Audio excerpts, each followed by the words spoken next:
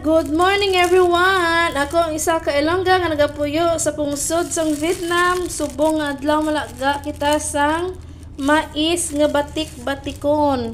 Tingnan niyo 'tong mga kalangga, yung kulay niya. Ang ganda, no?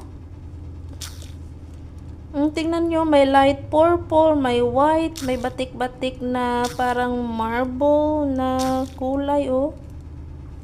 Ang ganda niya talaga. Nakakatuwa siya tignan sa personal.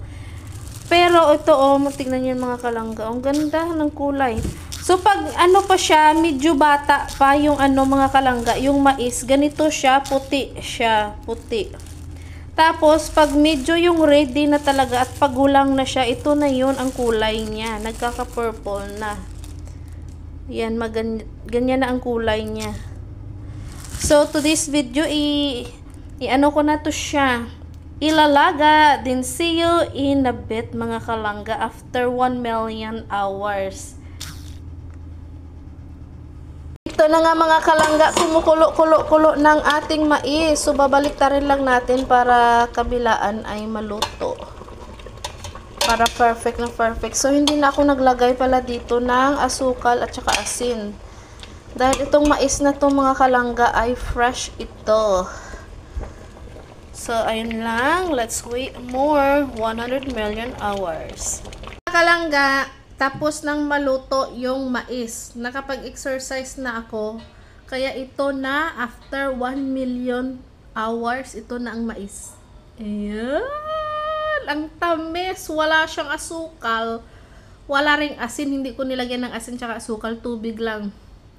So, tingnan nyo naman. Ang ganda, diba?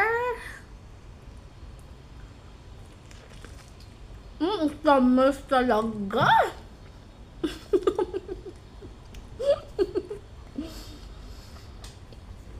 So, sinong tataba ka? Sinong papayat kahit na nag-exercise? Ang sarap. Ayaw ni Kano. Ayaw ng mga Kano yung ganitong mais. Gusto nila yung sweet corn. Tapos, kailangan mo siyang kuskuso na. Tapos butangan mo butter, yun ang gusto ng mga Kano. Hindi nila alam ano to. Organic.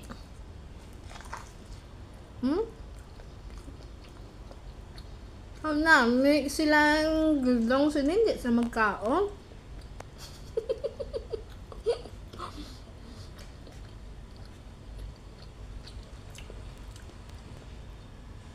Tamis.